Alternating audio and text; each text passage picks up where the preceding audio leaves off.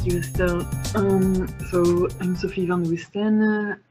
I'm a policy officer at the European Commission, DG Research and Innovation, working in the unit of sustainable management of natural resources. At Research and Innovation, we are responsible for the EU policy on research, science and innovation with the view of addressing some of the big societal challenges. And more specifically within our unit, we are developing the EU research and innovation policy on nature-based solutions to position the EU as a leader for innovating with nature for more resilient and sustainable societies.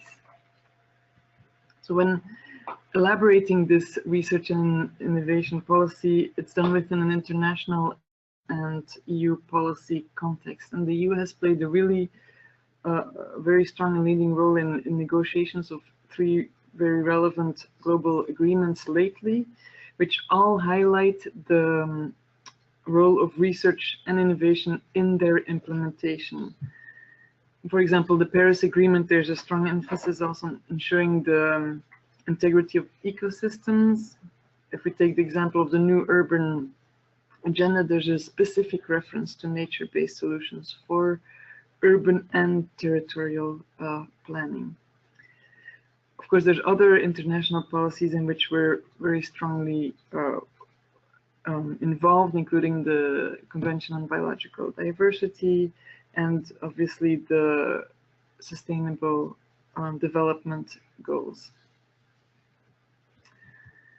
Concerning the EU policy context, we have, amongst others, the President Juncker's 10 priorities, where our nature-based solutions are contributing to the first and third priority. The first one dealing with boosting growth and jobs growth and investment, and the third one dealing with climate action and energy. Also, our Research and Innovation Commissioner, Carlos Moedas, has developed a vision for Europe, which includes open science, open innovation, and open to the world. With open science, this means open access to the science, to the research, to the innovation. With open innovation, it means involving many different actors in the innovation process.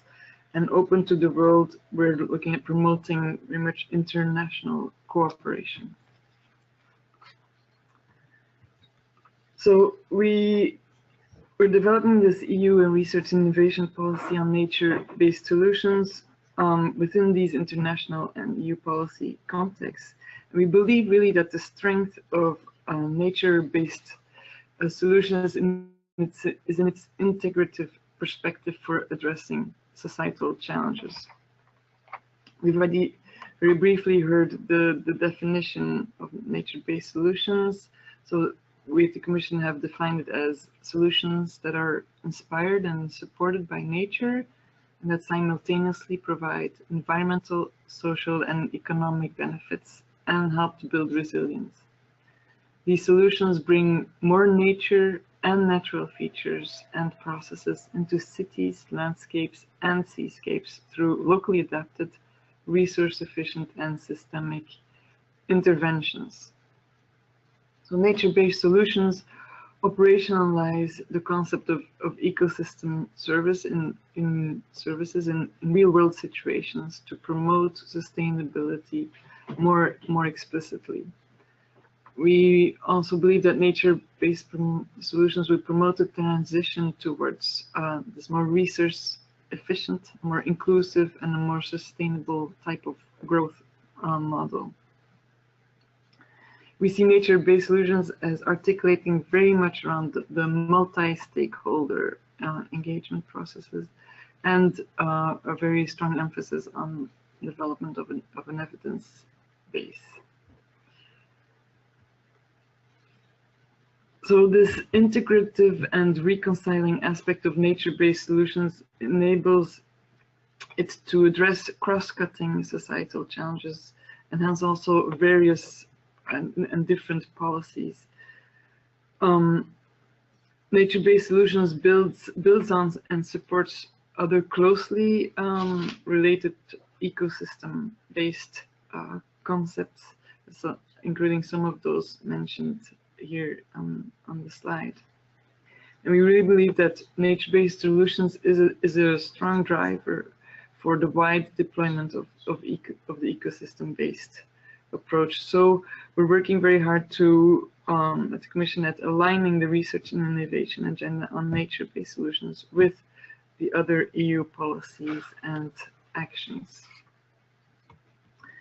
Similarly, nature-based solutions, because of its ability to address cross-cutting societal challenges, is very relevant for allowing a systemic also approach to the Sustainable Development Goals, and we believe it's a very strong horizontal concept and tool for implementing Sustainable Development Goals, by also contributing to far more than just the Sustainable Development Goals that are related to enhancing nature and natural processes. So we believe it will go beyond contributing to SDGs 15, for example. In our policy, we have a strong emphasis on urban. So if we take the example of introducing more nature-based solutions in urban areas, such as green roofs or pocket parks or natural therapy gardens, we're contributing at the same time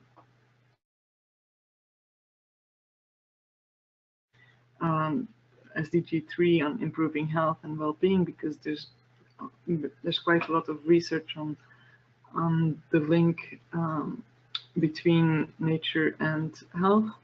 And we're also contributing to SDG 11, making cities and human settlements inclusive, safe, resilient, and sustainable. So to reach the objective of positioning Europe as a leader in nature-based solutions, we have developed a roadmap with 5 main objectives. And I've just briefly mentioned before the first one on enhancing the framework conditions for nature-based solutions at EU policy level by aligning the research and innovation agendas on nature-based solutions with other relevant EU policies and actions. The 4 other objectives include developing a European community of innovators, providing the evidence base and knowledge base for nature-based solutions.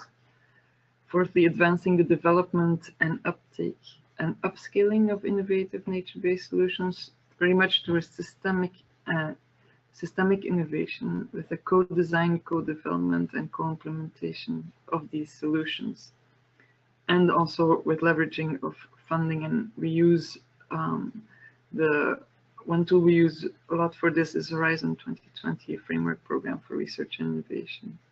Finally, we are also working on mainstreaming nature-based solutions within the international research and innovation agenda.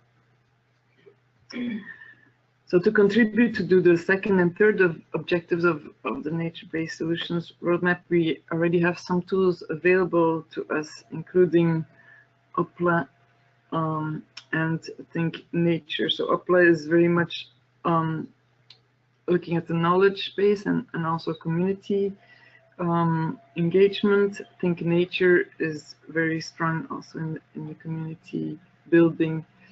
And for your information, UPLA is actually organizing a business event here in Brussels on the 10th of October. There's still some places available, so I strongly recommend you to go and look at both of these tools that we have set up with them. To contribute still to the third objective on the evidence base, we really put a lot of emphasis on the evidence base because the evidence base resulting from the implementation of the nature-based solutions will further refine also the concept of nature-based solutions.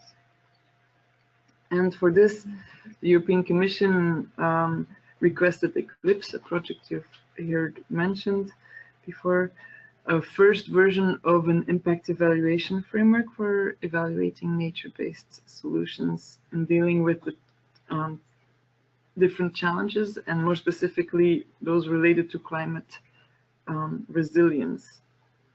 And currently, so that has been published and is available.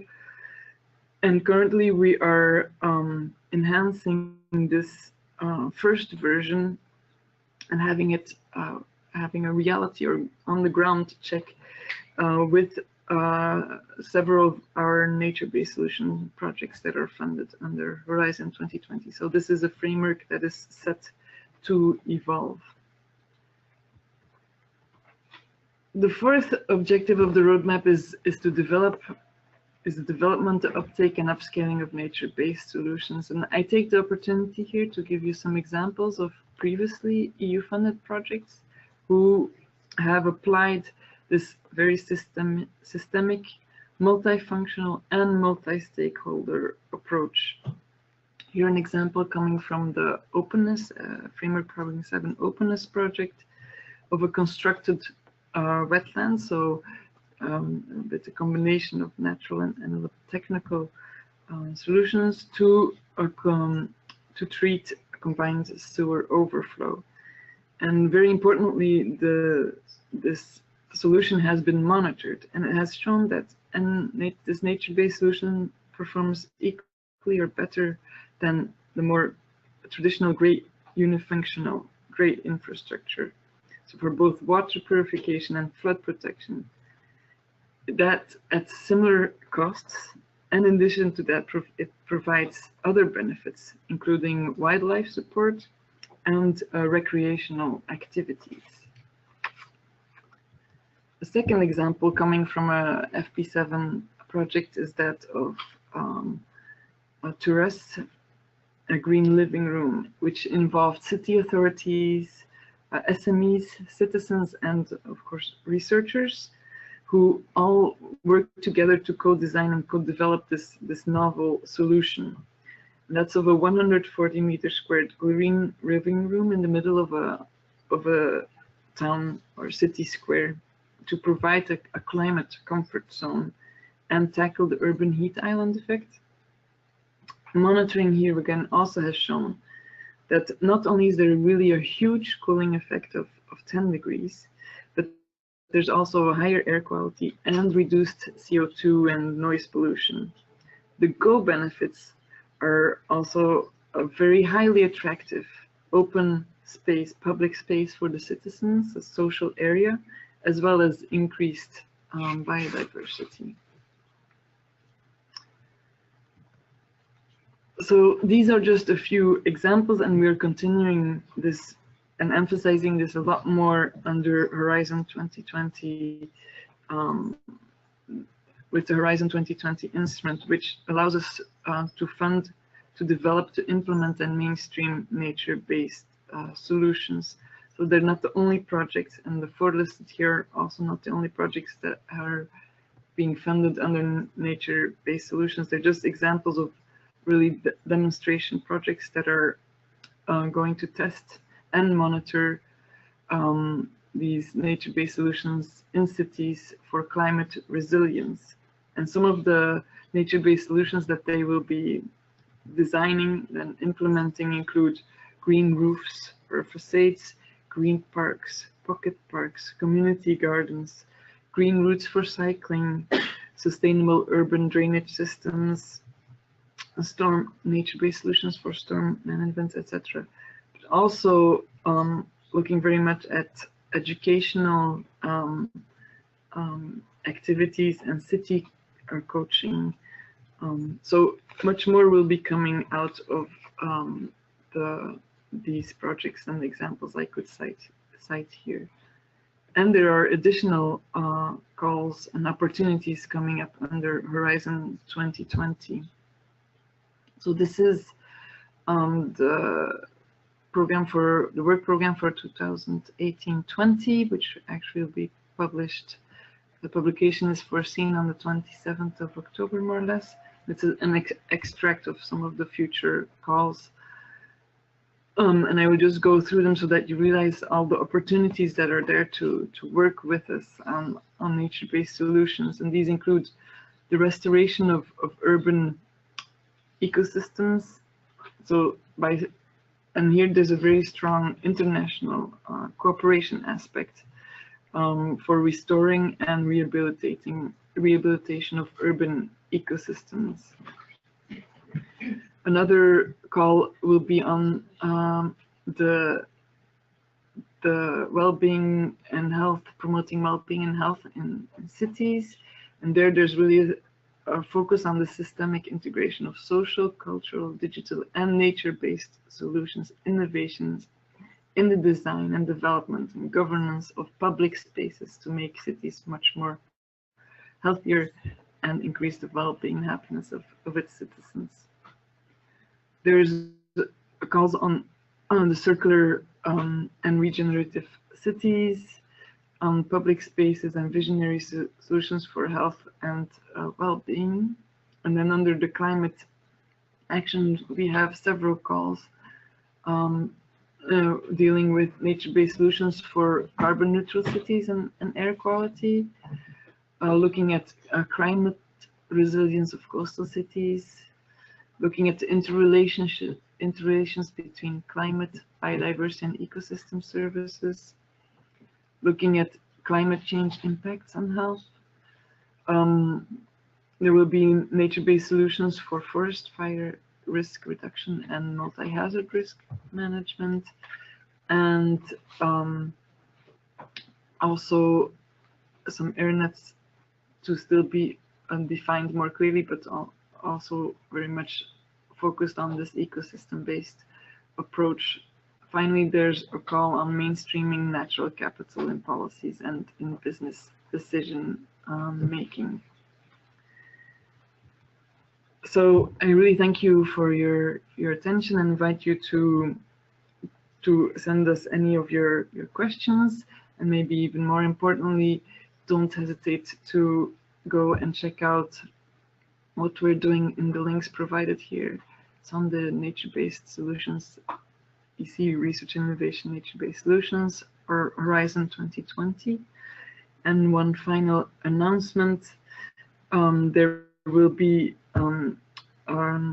conference on nature-based solutions, so nature-based solutions from innovation to common use in Tallinn on the 21st to the 26th of October, and the link is there if you can still, there's still a little bit of room, several registration places left. Thank you.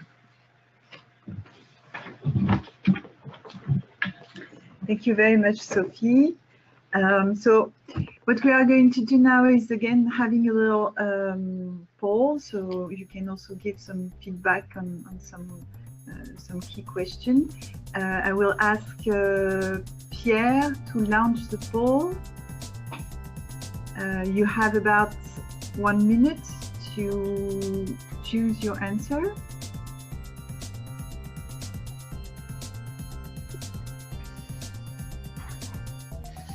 Okay, so we're closing the poll, and we are going to show the results.